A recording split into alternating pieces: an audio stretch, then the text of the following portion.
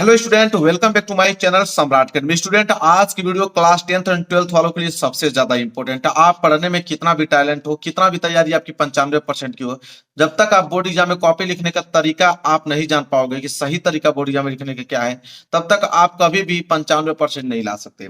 मेरे प्यार बच्चों, आज की इस वीडियो में आप लोगों को बताने वाला हूं the new best method of board exam copy. नया तरीका बताने वाला हूं कि बोर्ड एग्जाम कॉपी कैसे लिखते हैं और बोर्ड परीक्षा में कॉपी कैसे आप लिखोगे और ऐसे लिखेंगे 100% मार्क्स आप लोगों का पक्का होगा। ठीक है, बहुत बेहतरीन तरीका बताने वाला हूं और टॉपर भी ऐसे ही लिख कर आते हैं मेरे प्यारों। वीडियो बस पूरा देखना। एक एक देखिए, बोर्ड एग्जाम की कॉपी भी मैं लिया हूं। इस बोर्ड एग्जाम की कॉपी में एक पेपर भी लिया हूं, उसको पूरा लिख के अपने हाथों से दिखाने वाला हूं कैसे लिखना है, कौन सी मिस्टेक आपको नहीं करना है। अगर मेरे प्यार बच्चों कोई भी मिस्टेक नहीं करते हो, जिस प्रकार बताऊंगा उस तरह अगर बोर्ड एग्जाम की कॉपी लिखते हो, 95% मार्क्स आप लोगों का बिल्कुल पक्का, इस बात की गारंटी लेता हूं। और कोई प्रश्न नहीं भी आता रहेगा तो उसको आप कैसे लिखोगे आज की इस वीडियो में बताऊंगा। बहुत सारे बच्चों कमेंट था सर कि अगर हैंड राइटिंग खराब हो तो बोर्ड एग्जाम की कॉपी कैसे लिखते हैं। मेरी हैंड राइटिंग भी उतनी अच्छी नहीं है। मैं दो तीन प्रकार की हैंड राइटिंग लिखता हूं, दोनों प्रकार की हैंड राइटिंग लिख के दिखाऊंगा। एक बेहतरीन तरीके से भी लिख के दिखाने वाला हूं और मेरी हैंड राइटिंग एक एवरेज स्टूडेंट कैसे लिखते हैं वो भी लिख के दिखाने वाला हूं।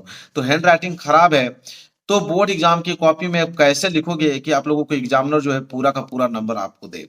ठीक है, सब कुछ डिटेल में, ऐसा वीडियो आप लोगों को पूरे यूट्यूब चैनल पर नहीं मिलेगा। एक एक वर्ड आप लोगों को बताने वाला हूं। इस वीडियो के माध्यम से आप बोर्ड एग्जाम में कॉपी लिखना बेहतरीन तरीके से सीख जाओगे। आप कॉपी कैसे लिखना प्रारंभ करना है, बहुत सारे बच्चों को तो यही मालूम नहीं कि कॉपी कैसे स्टार्ट करना है लिखना, जिसे देखकर एग्जामिनर जो है आपका टीचर खुश होकर पूरा का पूरा नंबरों की बरसात कर बैठा है और आपको 95% मार्क्स देकर अच्छा स्कोर से पास कर पाए। तो मेरे प्यार जो सब कुछ बताने वाला हूं आज की इस वीडियो में, वीडियो को लाइक जरूर कर देना, चैनल पर नए हो तो चैनल को जरूर सब्सक्राइब करना। आपको मालूम है कि अगर क्वेश्चन पेपर आप लोगों का 70 या 100 मार्क्स का है, अगर 10th में है तो 70 नंबर का आप लोगों का पेपर पूछा जाएगा और क्लास 12th में है तो हिंदी का 100 नंबर का पेपर पूछा जाता है।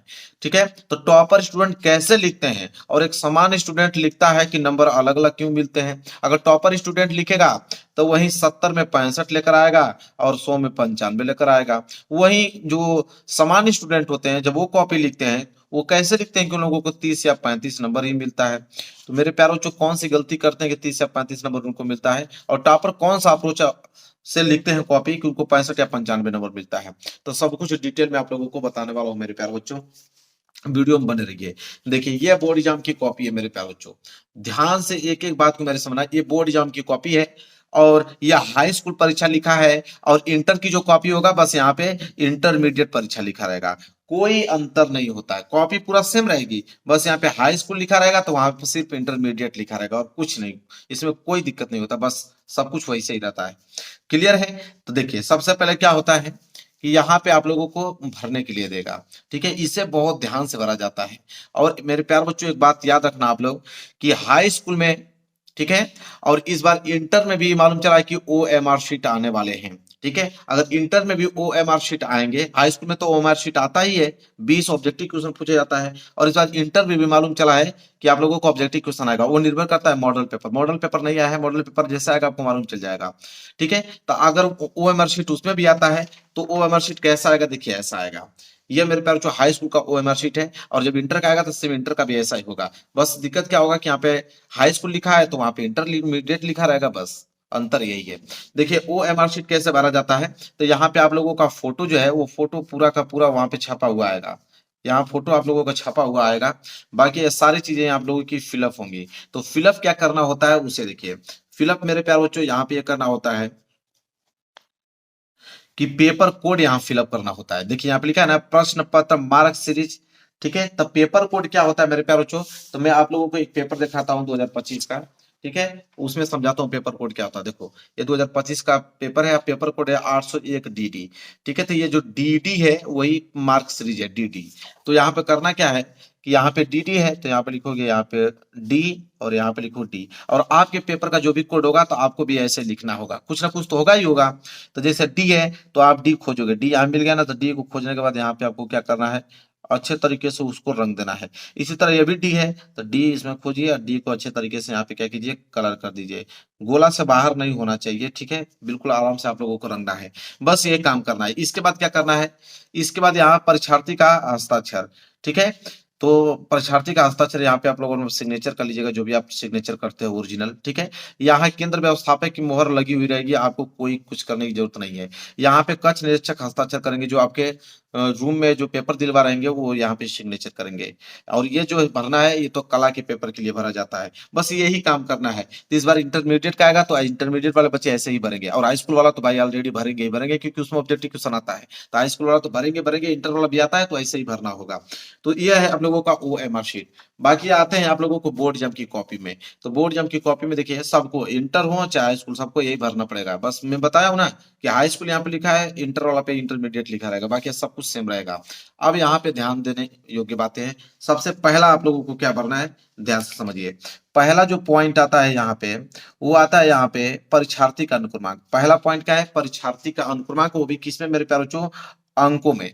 परीक्षार्थी का अनुक्रमांक अंकों में 10 नंबर का आप लोगों का रोल नंबर होगा, 10 अंकों का। और ध्यान से आप लोगों का भरना है। जैसे मैं एक रोल नंबर लेके यहाँ भर के आप लोगों को दिखाता हूँ। जैसे रोल नंबर है यहाँ पे 1 भरेंगे, 2 3, इसके बाद 5 9 3 2 8 5 3। देखिए रोल नंबर में थोड़ा सा घबराना नहीं है, एक एक वर्ड ध्यान से भरना है, क्योंकि मेन रोल नंबर ही होता है। तो 10 अंकों का रोल नंबर यहाँ पे अंकों में भर दिया। फिर दूसरा अगर जब बढ़ेंगे, बोला है परीक्षार्थी का अनुक्रमांक शब्दों में, मतलब इसी को शब्दों में लिखना है। तो शब्दों में लिखने का तरीका, सही तरीका क्या है कि आप कैसे लिखोगे शब्दों में। जैसे यहाँ पे एक है तो यहाँ पे आपको लिखना पड़ेगा एक। एक है तो क्या लिखोगे, एक लिखोगे। फिर आप कामा लगाओगे, कामा आपने लगा दिया। इसके बाद दो है तो आप यहाँ पे क्या लिखोगे, दो। फिर आप कामा लगाओगे, ठीक है, कामा लगा दिया आपने। इसके बाद क्या है, तीन है तो फिर आप क्या लिखोगे, तीन हिंदी में। इसके बाद कामा लगा दीजिए। पांच है तो पांच लिखिए। देखिए ये बिल्कुल घबराना नहीं है, आराम से भरना है। पांच है तो पांच लगा दीजिए, कामा लगाकर। फिर नौ है तो आप यहाँ क्या लिखोगे, नौ लिखोगे। फिर कामा आप लगाओगे। नौ के बाद तीन है तो आप क्या लिखोगे, तीन लिखोगे। तीन आपने लिख दिया, फिर कामा लगा दीजिए। तीन के बाद आठ है तो आप क्या लिखोगे, आठ लिखोगे। आठ आपने लिख दिया, कामा लगा दीजिए। तो ये भर गया। अब नीचे फिर लिख दीजिए। आठ के बाद पांच बचा है और तीन बचा है, तो यहाँ पे स्पेस है ना, तो यहाँ पे आराम से पांच लिख दीजिए। फिर कामा लगाइए। फिर तीन है तो तीन लिख दीजिए, तीन। अब ये आप लोगों का अनुक्रमांक यहाँ पे शब्दों में भी हो गया, अंकों में और शब्दों में दोनों हो गया। बिल्कुल अच्छी बात है। यहाँ पे विषय में आइए, ठीक है। विषय कौन सा विषय है, तो पहला पेपर आप लोगों का हिंदी है तो आप क्या डालोगे, हिंदी। पहला पेपर हिंदी है तो आप लिखेंगे हिंदी। हिंदी आपने भर दिया। इसके बाद है प्रश्न पत्र। प्रश्न पत्र में क्या भरेंगे, तो केवल भरेंगे, क्योंकि हाई स्कूल हो चाहे इंटर, दोनों लोगों का पेपर एक ही होता है। हिंदी का तो एक ही पेपर होगा, दो पेपर तो होता नहीं है। तो आप भरोगे केवल, फिर क्वेश्चन पे आप पैक कर दोगे, ठीक है। इसके बाद है संकेतांक, इसमें भरना है पेपर कोड। अब मैंने अभी दिखाया आप लोगों को पेपर कोड को, एक बार फिर से दिखा देता हूं। पेपर कोड मतलब जैसे 801 DD, 801 DD, जो भी आपका पेपर होगा पेपर कोड यहाँ पे डालिएगा। 801 DD मैं यहाँ डाल देता हूँ, 801 और DD, तो 801 DD मैंने डाल दिया। इसके बाद है ये परीक्षा का दिन। तो मेरे प्यारे बच्चों, आप लोगों का पेपर जो है 24 फरवरी से स्टार्ट है। तो 24 फरवरी को कौन सा दिन है, सोमवार है। तो परीक्षा का दिन आप डालोगे यहाँ पे क्या, सोमवार डालोगे। परीक्षा का दिन क्या डालोगे, सोमवार। क्लियर है। इसके बाद है परीक्षा की तिथि एवं पाली। तो परीक्षा की तिथि 24 फरवरी को है तो आप लिखोगे 24 फरवरी का मतलब दूसरा महीना, और 2025। देखो हाई स्कूल वालों हो गए तो प्रथम पाली, क्योंकि सुबह पेपर है 8:30 बजे से, तो हाई स्कूल वाला क्या डालेंगे, प्रथम पाली। और वही इंटर वाले होंगे तो यहाँ पे द्वितीय पाली डालेंगे, क्योंकि उनका 2 बजे से पेपर है, ठीक है। तो हाई स्कूल वाला प्रथम पाली और जो इंटर वाले होंगे द्वितीय पाली डालेंगे। इसके बाद है लास्ट आप लोगों का, तीसरा भी भर दिया, चौथा भी, पांचवा भी, छठवां। छठवां क्या है, केंद्र का नाम। केंद्र का नाम मतलब कि जहां पे आपका सेंटर गया है, जिस स्कूल में बैठकर आप पेपर दोगे उसका नाम होना चाहिए। बहुत सारे बच्चे गलती करते हैं कि अपने ही स्कूल का नाम डाल देते हैं, ऐसा नहीं करना है। जहां पे आपका सेंटर गया है, जिस स्कूल में बैठ के आप पेपर दे रहे हो उसका नाम डालना है। फिलहाल नाम आपको मालूम नहीं है, मुझे भी नहीं मालूम है, तो मैं सम्राट अकेडमी डाल देता हूँ। अब एडमिट कार्ड आएगा तब तो मालूम चलेगा आप लोगों का सेंटर कहाँ गया है, ठीक है। तो मैं यहाँ पे सम्राट अकेडमी अपने चैनल का नाम डाल देता हूँ, ठीक। बस इतना ही काम करना। फ्रंट पेज यही होता है, 6 पॉइंट होता है, चाहे आप हाई स्कूल में हो चाहे इंटर में, यही 6 पॉइंट अच्छे तरीके से आप लोगों को लिखने होते हैं। इसके बाद यहाँ पे आप लोग मेरे प्यारे बच्चों पहला पृष्ठ की शुरुआत करोगे। यहाँ पे पहला पृष्ठ, जैसे पहला पेज यहाँ पे आप पलटोगे, अब यहाँ से सारी चीजें आपकी क्लियर होंगी कि कॉपी कैसे लिखना है बोर्ड एग्जाम में। ठीक है, मैं आपको पूरा डिटेल में दिखाने का प्रयास करूंगा, आप एक एक वर्ड में लिख के खुद आपको समझाने वाला हूँ।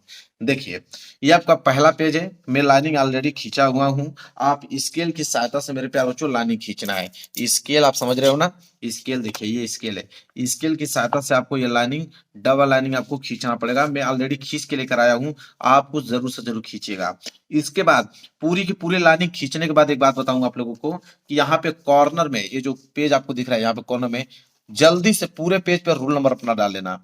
यहाँ पे लिखना रोल, यहाँ पे लिखना नंबर, और रोल नंबर हर एक पेज पे डाल देना, हर एक पेज पे डाल देना। मेरा बात मानना, आपको डालने में क्या है, जो मैं आपको बता रहा हूँ वो काम कर दीजिएगा। रोल नंबर हर एक पृष्ठ पे आप लोग अपना रोल नंबर डाल दीजिएगा 10 अंकों का। इसके बाद देखिए कैसे आपको पेपर की शुरुआत करना है। तो देखिए मेरे प्यार बच्चों, देखिए सबसे पहले आएगा आप लोगों का बहुविकल्पीय प्रश्न। चाहे आप हाई स्कूल में हो चाहे इंटर में हो, दोनों में बहुविकल्पीय प्रश्न सबसे पहले आते हैं। बस फर्क यह है कि हाई स्कूल में आप लोगों का OMR शीट है तो रंगना होता है, इंटर में लिखना होता है। लेकिन इस बार मालूम चला है कि उसमें भी आपको ऑब्जेक्टिव क्वेश्चन आने वाले हैं, तो उनके भी OMR शीट पे करने होंगे। देखिए ध्यान से, सबसे पहले आप लोगों का खंड अ आएगा, और खंड अ में बहुविकल्पीय प्रश्न। बहुविकल्पीय प्रश्न कैसे करते हैं उसको सीख लो OMR शीट पे। जैसे आपने पहला प्रश्न पढ़ोगे, आप पहला प्रश्न है 20 ऑब्जेक्टिव क्वेश्चन है क्लास 10th में। इसी तरह 12th में भी आने वाले हैं ऑब्जेक्टिव क्वेश्चन ओमेर शीट वाले। जैसे पहला प्रश्न यहाँ पे है, उपन्यास भूले बिसरे चित्र के लेखक हैं। तो उपन्यास भूले बिसरे चित्र के लेखक आपके भगवती चरण वर्मा जी हैं, ये आपको भी मालूम है। तो पहले का बी सही है। तो आप OMR पे कैसे करोगे, देखिए तो ये आपका OMR है, देखिए 20 ऑब्जेक्टिव दिया हुआ है यहाँ पे। तो पहले का बी सही है ना, तो यहाँ पे देखिए पहले का बी पे जाइए और बी को अच्छे तरीके से आपको क्या कर देना है, इस तरह रंग देना। ध्यान रहे कि बाहर ना जाए, अच्छे तरीके से आपको रंगना है। और रंगने के बाद उसे काटना पीटना नहीं है, ये भी बात याद रखना। तो पहले का 20 सही हो गया।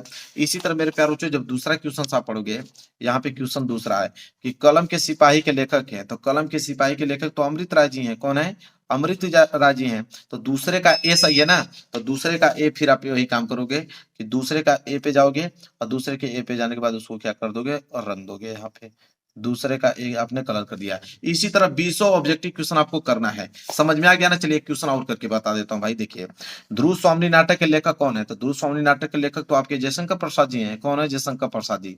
मतलब तीसरे का बी सही है, तो इसको हटाता हूं। तीसरे का बी सही है तो OMR लाकर, तीसरे का बी सही है तो तीसरे पे बी जाकर रंग दूंगा। अब मेरे प्यारे बच्चों, आपको समझ में आ गया होगा कि कैसे। इसी तरह 20 ऑब्जेक्टिव क्वेश्चन यहाँ तक कर दीजिएगा, 20 ऑब्जेक्टिव क्वेश्चन को भर दीजिएगा। तो ये आपके क्या हो गए, OMR शीट वाले ऑब्जेक्टिव क्वेश्चन हो गए। इंटर में भी आएगा तो ऐसे ही आप लोगों को करना होगा।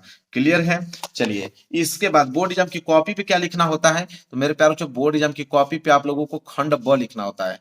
ठीक है, खंड में तो ऑब्जेक्टिव क्वेश्चन है, खंड ब वर्णनात्मक प्रश्न। देखिए उसको कैसे करना है, ध्यान दीजिए। पेपर यहां से स्टार्ट होगा, खंड ब वाला मेरे प्यारे बच्चों। ठीक है, मैं बड़ा कर दूं थोड़ा दिखे आप लोगों को। देखिए ये वर्णनात्मक प्रश्न खंड ब है, और कितने नंबर के लिए, 50 नंबर के लिए। यही कॉपी में लिखना होता है, और इसी में पूरे नंबर कैसे लिख के लेकर आओगे मैं आपको बताता हूँ। सबसे पहले वर्णनात्मक प्रश्न खंड ब है। ठीक है, तो आपको यहाँ पे पहली बात की हेडिंग डालना पड़ेगा मेरे प्यारों चो। पहली हेडिंग आपकी होनी चाहिए वर्णनात्मक प्रश्न खंड ब। चलिए यहाँ पे हेडिंग हम लोग डालते हैं वर्णनात्मक प्रश्न खंड ब। तो यहाँ पे आराम से लिखेंगे, थोड़ा फ्रेश फ्रेश लिखेंगे, अभी मैं बताऊंगा। वर्णात्मक प्रश्न, यहाँ से आपके वर्णात्मक प्रश्न स्टार्ट हो रहे हैं। ठीक है, वर्णात्मक प्रश्न यहाँ पे आप कोष्टक में कर दीजिए उसको। खंड ब है तो उसके नीचे आप डालिए खंड ब। तो यहाँ पे हम लोग लिखेंगे खंड ब, इसको भी आप कोष्टक में कर दीजिए। तो वर्णात्मक प्रश्न खंड ब। ठीक है, यहाँ तक हो गया। अब मेरे प्यारे बच्चों, प्रश्न संख्या 21। ठीक है, यहाँ से स्टार्ट करना है मेरे प्यारे बच्चों कि प्रश्न संख्या 21। तो प्रश्न उत्तर संख्या आप डालोगे, एक लाइन छोड़ देना है। एक लाइन छोड़ने के बाद यहाँ पे पहले आप ये काम कर देना है कि स्केल की सहायता से लाइनिंग खींच देना, ताकि दिखने में क्या हो, अच्छा लगे। तो यहाँ पे स्केल की सहायता से अंडरलाइन खींच देना। प्रश्न उत्तर संख्या 21 है तो एक लाइन छोड़कर यहाँ पे आप डालिए प्रश्न उत्तर संख्या 21। तो यहाँ पे लिखेंगे प्रश्न उत्तर संख्या 21। ऐसे आपको अच्छे से लिखना है ताकि एग्जामिनर इसको पढ़ पाए। तो प्रश्न उत्तर संख्या 21 है तो यहाँ प्रश्न उत्तर संख्या आप 21 डाल लो। प्रश्न उत्तर संख्या 21 आपने डाल दिया, और इसके नीचे आप क्या कर दीजिए, लाइनिंग खींच दीजिए। अब मेरे प्यारे बच्चों, क्या तरीका है उसको ध्यान से समझिए। ठीक है, अब मेरे प्यारे बच्चों, एक एक बात थोड़ा हमारा ध्यान से समझिएगा। वही मिस्टेक आपको नहीं करना है जो मैं आपको बताने वाला हूँ। देखिए अब क्या तरीका है मेरे प्यारों, उसको समझने का प्रयास कीजिए कि new best method of board exam की कॉपी लिखने का तरीका बता रहा हूं मैं आप लोगों को। कह रहा है कि आपको बोर्ड पेपर में किस पेन का यूज करना है। तो आपको बोर्ड पेपर में किस पेन का यूज करना है, दो ही पेन जो कि मैं इस्तेमाल कर रहा हूं। एक तो ब्लैक पेन इस्तेमाल कर रहा हूं और एक आप ब्लू पेन। ठीक है, देखिए मेरे हाथ में ब्लैक पेन है और मेरे हाथ में एक ब्लू पेन है, यही दो पेनों का यूज होना चाहिए। ब्लैक पेन से हेडिंग डालिए या ब्लू पेन से उसका आंसर दीजिए। क्वेश्चन पेपर में कोई भी प्रश्न नहीं आता है तो उसका उत्तर कैसे लिखना है, यह तरीका मैं आप लोगों को बताऊंगा। ठीक है, कि कोई भी प्रश्न अगर नहीं आ रहा है तो उसको आप बनाकर कैसे लिखोगे अच्छे से, कि एग्जामिनर उसको नंबर आपको क्या करे, पूरा का पूरा दे पाए।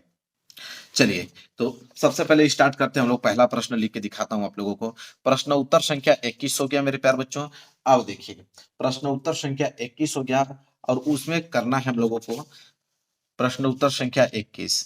प्रश्न उत्तर संख्या 21 में बोला है कि निम्नलिखित गद्यांश पर आधारित 3 प्रश्न के उत्तर दीजिए। अब गद्यांश दोनों में आता है, हाई स्कूल में भी गद्यांश आता है और आपके इंटर में भी गद्यांश आता है। गद्यांश सही तरीका क्या होता है कॉपी में लिखने का, वो मैं आप लोगों को बताता हूँ। वैसे तो गद्यांश दो आते हैं, आप तो ये कीजिए या तो आपको अथवा करके एक गद्यांश और दिया होता है, ये वाला कीजिए। तो दोनों में से कोई एक ही आपको करने होंगे। ठीक है, तो देखिए सबसे पहले स्टार्ट कैसे किया जाए। मान लीजिए ये वाला आप करने वाले हो गद्यांश, तो गद्यांश करने वाले हो तो कैसे आप लिखोगे। सबसे पहले आप मेरे प्यारो जी इसको लिखोगे हिंट। ठीक है, क्या लिखोगे, हिंट। हिंट का मतलब मेरे प्यारो जी, जैसे गद्यांश से गद कर रहे हो तो आप यहाँ पे हेडिंग डालोगे। आप यहाँ पे एक लाइन छोड़ने के बाद यहाँ पे डालोगे गद। क्या डालोगे मेरे प्यारो चो, गद। आप यहाँ पे हेडिंग बनाओगे। आपने गद हेडिंग बना लिया। गद हेडिंग डालने बनाने के बाद आपको हिंट लिखना पड़ेगा कि कौन सा गद आप कर रहे हो। तो हिंट कैसे लिखा जाता है, जैसे कुसंग का ज्वर, तो यहाँ की यहाँ तक लाइन उठा लो, कुसंग का ज्वर। यहां तक की लाइनिंग उठा लो, कुसंग का ज्वर। तो यहां पे लिख दो कुसंग का ज्वर। तो यहां पे लिखेंगे कुसंग का ज्वर, ताकि एग्जामिनर को मालूम चल पाए कि कौन सा आपने गद्यांश किया है। कुसंग का ज्वर। आगे कितनी लाइन उठा लिया, फिर डॉट डॉट डॉट डॉट इस तरह करते जाइए। ठीक है, इसके बाद उसकी लास्ट लाइनिंग उठाइए।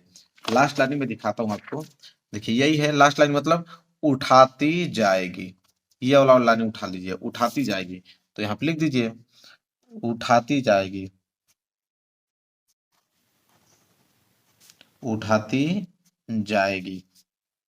और यहाँ पे कर दीजिए खड़ी पाई, ताकि एग्जामिनर को मालूम चल पाए कि कौन सा आपने किया है। अब एग्जामिनर को मालूम चल जाएगा कि हाँ कुसंग का जोर उठाती जाएगी, यही वाला आपने किया है। ठीक है, इसके बाद इसके प्रश्नों का उत्तर देना चालू कीजिए। जैसे में पहला प्रश्न क्या बोला यहाँ पे देखिए, प्रस्तुत अवतरण का पाठ और लेखक का नाम लिखिए। ए वाला प्रश्न, पाठ और लेखक का नाम लिखना है। ठीक है, कैसे लिखोगे, एक लाइन फिर छोड़ो, यहाँ पे ए करना है तो यहाँ पे ए वाला डाल दो। ठीक है, पाठ और लेखक का नाम। तो पहली बात यहाँ पे एक पहली हेडिंग आपकी क्या रहेगी, पाठ का नाम। पहली हेडिंग आपकी रहेगी पाठ का नाम। ठीक है, तो पहला हेडिंग आपने बनाया पाठ का नाम, यहाँ पे ऐसे कर दीजिए। और दूसरा है मेरे प्यारो बच्चों लेखक का नाम, तो इसके नीचे लिखेंगे कि लेखक का नाम।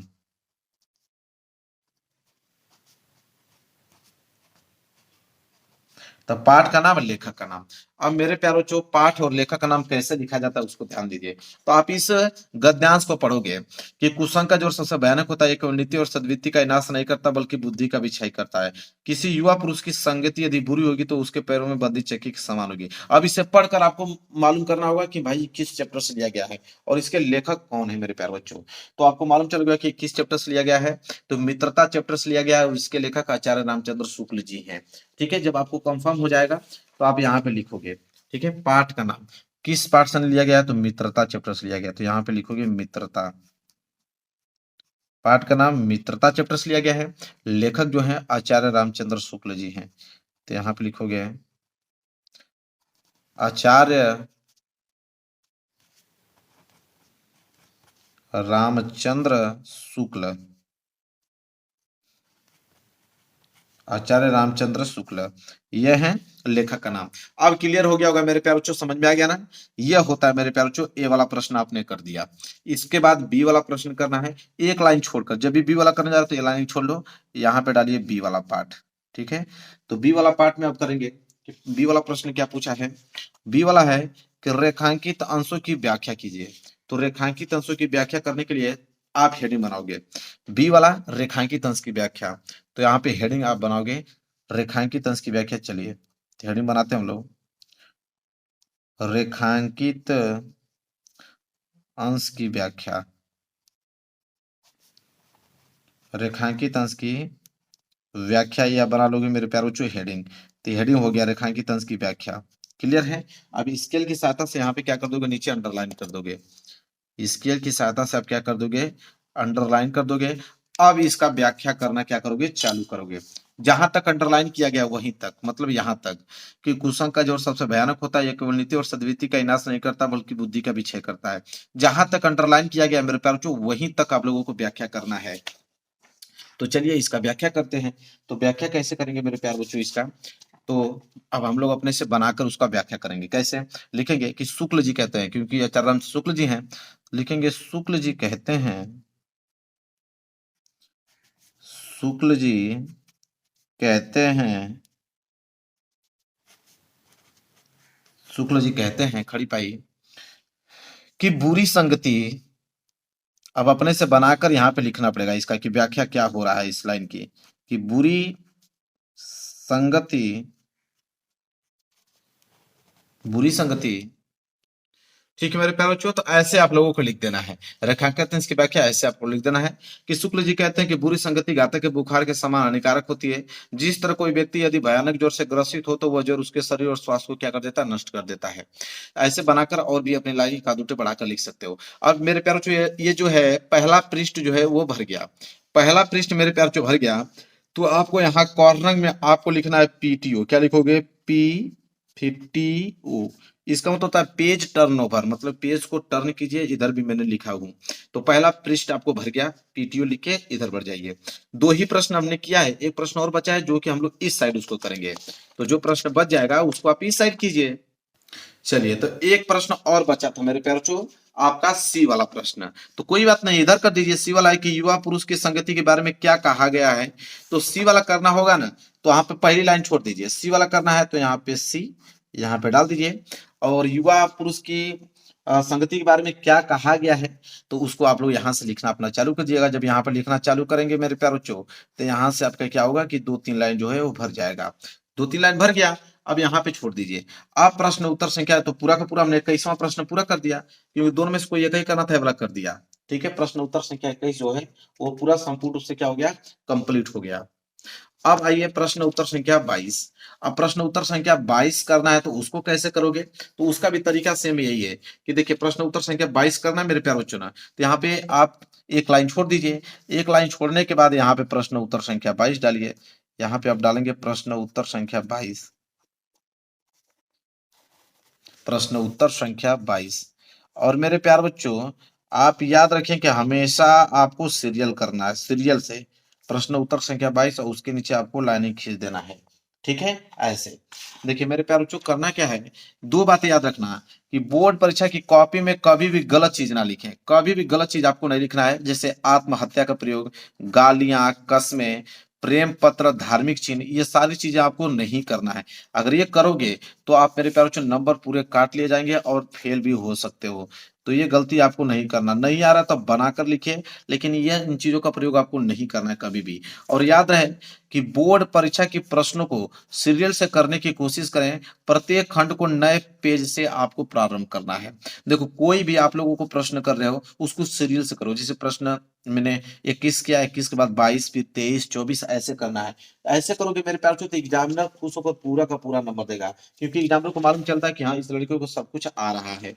और एक बात और याद रखना कि शुरुआत के 2-3 पेज पर काट पीट बिल्कुल ना करें, मतलब साफ सुथरा कॉपी लिखें। अगर ये काम आपने कर दिया, देखिए मैंने पहला पेज कितना अच्छे से लिखा है, दूसरा पेज भी लिखने वाला उसको भी अच्छे तरीके से लिखूंगा। ऐसे करोगे तो मेरे प्यार जो पूरे के पूरे नंबर दिए जाएंगे, एक नंबर आप लोगों को कोई नहीं काट सकता है मेरे प्यार बच्चों। तो प्रश्न उत्तर संख्या 22 हो गया, आपको समझ में आ गया कि प्रश्न उत्तर संख्या 22। और 22 में भी दो प्रश्न दिया है मेरे प्यार बच्चों। देखिए प्रश्न उत्तर संख्या 22 क्या है, दिए गए पद्यांश पर आधारित 3 प्रश्नों के उत्तर दीजिए। अब पद्यांश आ गया, ठीक है, तो पद मान लीजिए ये वाला पद आप करने वाले हो, तो पद आ गया ना, तो यहाँ पे हिंट आपको लिखना पड़ेगा। हिंट का ये या संकेत लिखिए या पद लिखिए। तो पद कर रहे हैं तो यहाँ पे आप बनाओगे पद, ताकि एग्जाम को मालूम चल पाए कि हाँ पद आपने किया है, और भी पद कौन सा किया है। तो मेरे प्यारे बच्चों वही चीज, मेरे पद लिखने का तरीका क्या है, हिंट का है कि शुरू के दो लाइन चलो। जैसे चरण कमल, चरण कमल है तो उसको चरण कमल यहाँ पे लिख दो। चरण कमल। तो चरण कमल आपने लिख दिया, चरण कमल। अब यहाँ पे डॉट डॉट डॉट डॉट, यहाँ पे डॉट डॉट करते आइए और लास्ट की एक लाइन उठा लीजिए। लास्ट की क्या है कि यहाँ तिहिपाई, क्या है तिहिपाई है मेरे प्यारे बच्चों, क्या है तिहिपाई है। तो यहाँ पे लिखेंगे तिहिपाई, तिहिपाई। यह मेरे प्यारे बच्चों हिंट है, तिहिपाई था ना, तिहिपाई हो गया।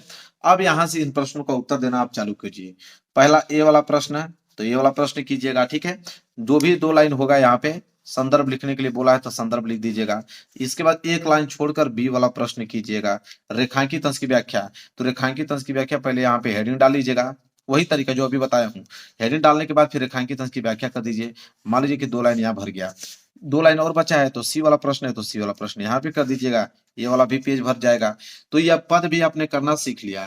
फिर इसके बाद ये पेज भर गया ना, तो यहाँ पे फिर लिखोगे PTO, page turn over. PTO लिखने के बाद इस पेज को आप टर्न कर दो मेरे प्यारों को, इस पेज को आप टर्न कर दो, इस पेज को मुड़ा दो। चलिए, तो आपको मालूम चल गया ना कि गद्यांश और पद्यांश करने का सही तरीका क्या होता है। गद्यांश पद्यांश करने का सही तरीका आपको मालूम चल गया। अब बहुत सारे बच्चों का जीवन परिचय में नंबर करता है, तो जीवन परिचय कैसे लिखते हैं उसको सीखिए। मान लीजिए कि प्रश्न संख्या 26 आ गया है, प्रश्न उत्तर संख्या 26, आपके जो भी प्रश्न होगा जीवन परिचय का, यहाँ प्रश्न 26 है। 26 का क बोला है कि दिए गए लेखकों में से किसी एक का जीवन परिचय लिखते हुए उनकी प्रमुख रचना का उल्लेख कीजिए। और यहाँ 5 नंबर है, 5 नंबर, 3 नंबर तो जीवन परिचय पे या 2 नंबर रचना पे मिलता है।